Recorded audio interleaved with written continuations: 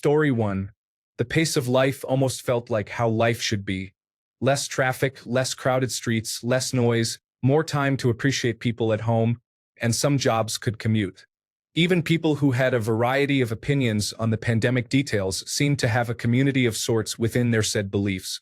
It just feels like modern society is chaotic for no good reason, and the pandemic slowed things down for a short moment. Story 2.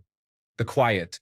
In the big city where I live, there are various lakes and ponds around, and during the pandemic, I could hear the frogs chirping like crazy in the evenings instead of traffic. Story 3. Clean supermarket baskets. Actually, just clean stuff in general. The moment it was no longer mandated, everything went back to being filthy. You would think there would be minimum standards of hygiene in places that sell produce. I mean, I'm pretty sure a corner grocer would get in trouble for having baskets as gross as Woolworth's baskets always are. Story 4. I miss the ability to avoid people and tasks of other people. People became very selfish and demanding after COVID, as if they are more important than anyone else. Story 5. I miss nothing. Working for the ambulance service, there was so much stress for such a long time. Didn't see family for such a long time. Lots of people who were immensely sick didn't receive the treatment they needed because of the pandemic. I was alone in the apartment for such a long time. It really sucked. Story 6. I missed the quiet streets and the clear skies when everything was locked down. It was eerie but also peaceful, like the world paused for a bit. And working from home, no commute meant more sleep and time with family. It was a tough time, but some parts were surprisingly soothing. Story 7. Nothing. I worked on the front line in healthcare and wondered if I was going to get sick and die and kill my whole family too until the vaccine came out. At no point did I get a raise, a bonus, a vacation, or unemployment. Hey, but my workplace put up a thank you, nurses paper banner. Story 8. Peace and quiet. Actually having no stress and being able to just exist and mind your own business. Being rested and getting enough sleep for the first and probably the last time. Not working for 5.5 months. Story 9. Getting paid to stay home and do essentially nothing. Spending tons of time with my kids. Also, my kids loved that the school gave us food for them to eat at home, so I miss them being excited for us to go pick up the weekly school food. Story 10. The substantial check I received at the end of it, after being furloughed from my job and not collecting pay bi-weekly or even monthly, but receiving it all at once when the lockdown was over. Other than that, I was mentally hanging on by a thread. I legitimately felt like the world would never be the same again, as if it was ending. Life had a very anxious feeling for me existentially. For that, I don't know how some of you were at so much peace. Story 11. As much as distance learning was challenging for my kids and their education, having my kids home all the time meant I never had to worry about them missing the bus. I got to have lunch with them every day. Story 12. At the peak of the pandemic, my second daughter was born, and my first was 2 years old. I still remember having to have my temperature taken every time I ran out to the car to get something and returned to the hospital. It's probably selfish and messed up on a deeper level, but something about protecting your babies during a time like that helps to seal the bond. It felt like it was us against the world, and we just explored the beautiful park near our house every day in our little insulated bubble. Story 13. I miss having optimism that life would get better after the pandemic. Somehow, things have gotten worse, and Elon Musk is making decisions that have the potential to worsen my situation and affect my income even more. Story 14. I was in charge of safety for an essential public service. We were told we were not allowed to close down, but also got zero assistance in obtaining personal protective equipment, relief workers, childcare, or priority status for vaccinations. I was constantly dealing with angry, irrational members of the public and anxious, depressed, or angry coworkers. I had zero medical or public health training, but I had to write safety protocols and make decisions knowing that if I made a mistake, many people might die. Because of staff shortages, I had to do my regular full-time job plus all the additional work of managing COVID-19 safety, along with taking over another department's work, which was normally done by 3 full-time employees. I did not get paid any extra, but I was told to do all my paperwork at home, which was awful since I shared a tiny apartment with 2 roommates and literally did not even have a desk at home. For months into lockdown, my cat got cancer and died. Then I had to help evacuate my grandmother and cousins from a wildfire. Oh, and my doctor retired, so I could not get my medication refilled for about a year. Story 15. Nothing. I am a nurse. COVID-19 was a nightmare that I hope we never have to face again. The emotional turmoil, lack of sleep, the smell of death. It was awful. You watch an entire hall die off in a matter of weeks and log in online to see a large part of the population refusing to wear masks, spreading vaccine misinformation, and denying COVID-19 exists at all. They would call it just a cold. Story 16. Goddamn. Nothing. Worked in healthcare. I got to work 80-plus-hour weeks, and in my minuscule time away from work, I got to see people complaining about being home. I honestly hope every single person who complained about time at home gets horrendous paper cuts in their finger and toe webbing for the rest of their lives. Forget all of you. Story 17. Nothing. It was difficult. I want that time added back onto my lifespan because it was just one big instance of suspended animation and the worst of humanity. Story 18. I work for the local government and was considered an essential worker. Here is my list of how things were more convenient. 1. No meetings. Limited staff means I could get contractors into the office buildings during regular business hours to do construction projects. I had no backlog of work. I was caught up. No guilt for taking time off. This I have kept doing. I no longer work 80 hours in a 2-week pay period. No meetings. Story 19. No traffic and gas was dirt cheap. My husband and I would take nice leisurely drives just because it wasn't stressful. It was just eerie but in a nice way. Story 20. The lack of traffic was wonderful. I was, and still am, an essential federal employee and had to go on site daily with no remote work. I live in a major metropolitan area. What would normally be a 45-minute commute was 15 minutes. Between that and being an introvert and disliking people who do not believe in health measures, I'm thinking we could use another pandemic. Story 21. Wearing a mask so if you looked like crap no one could see you. But today is the 4-year anniversary of my husband's death from COVID. I miss him so much. Story 22. The rule to wear masks indoors made it easy to spot difficult people in an instant. If they won't follow that simple rule, you know they are going to be difficult about everything else. Story 23. I miss our neighbor hangouts.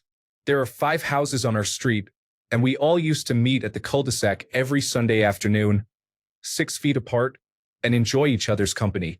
The group ranged from little kids to empty nesters.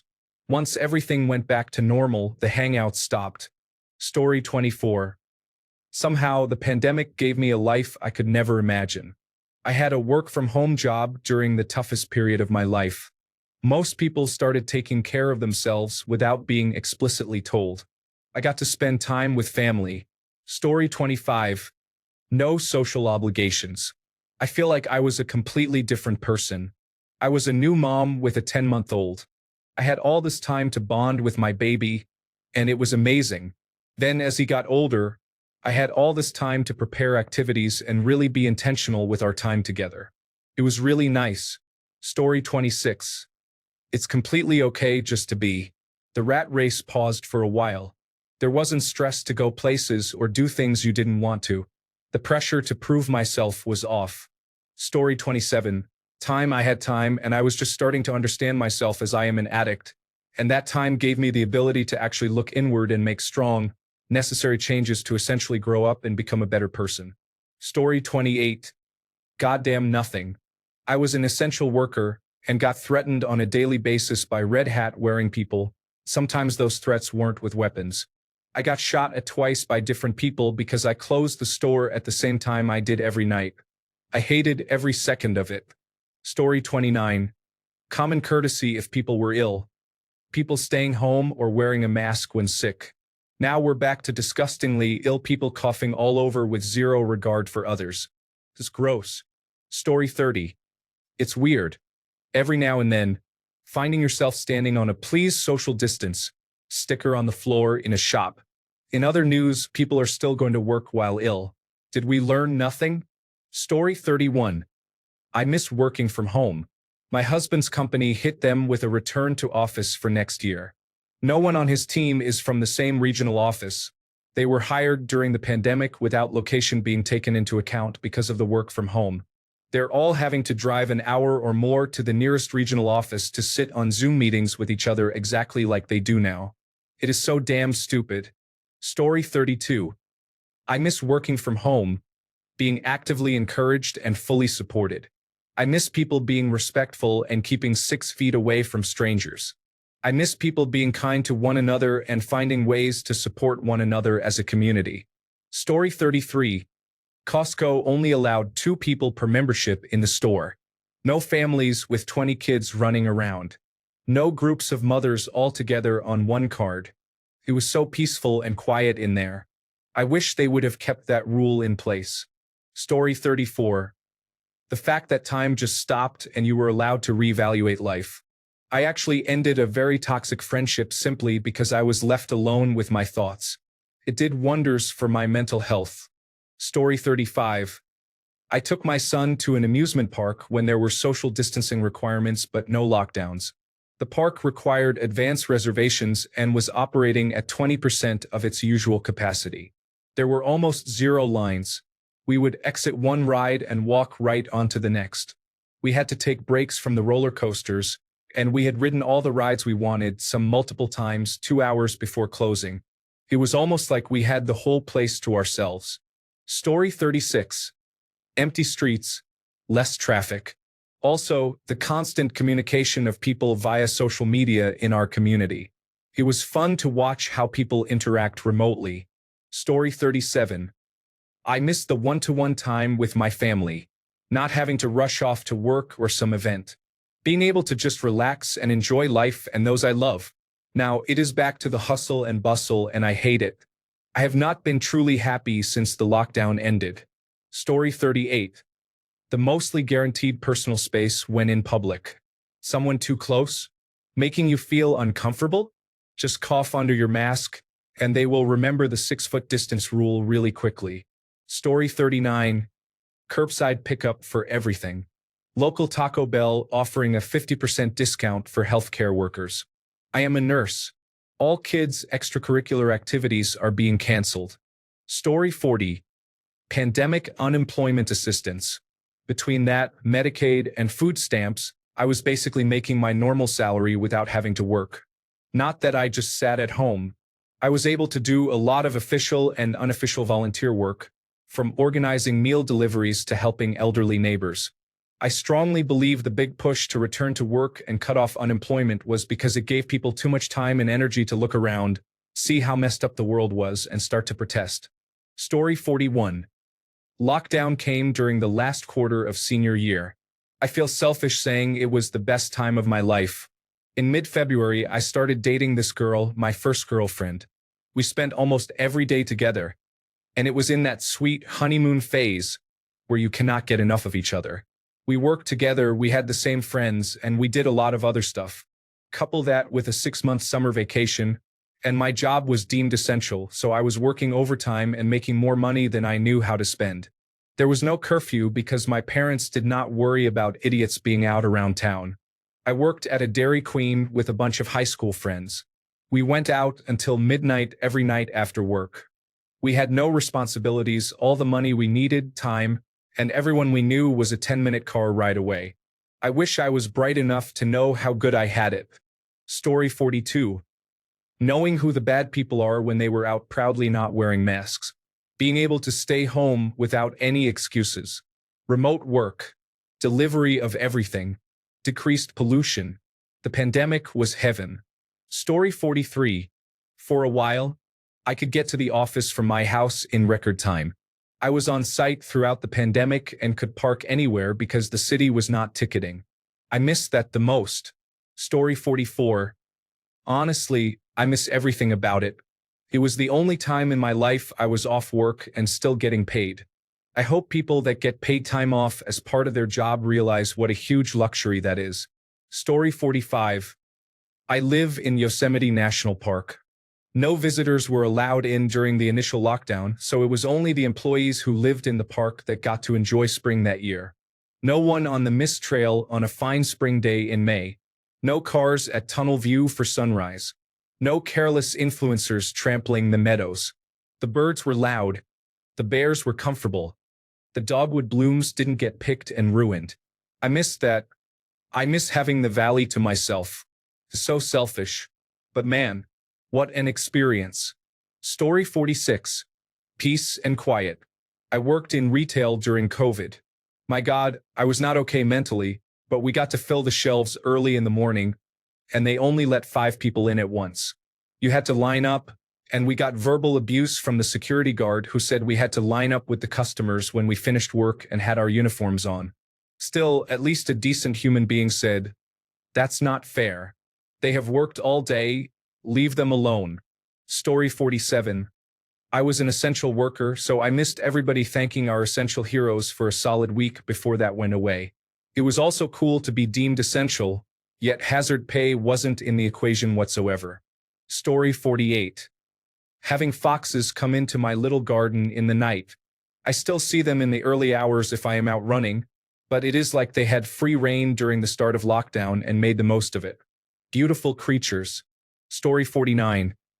I lost my job and eventually, we lost the best house we ever lived in.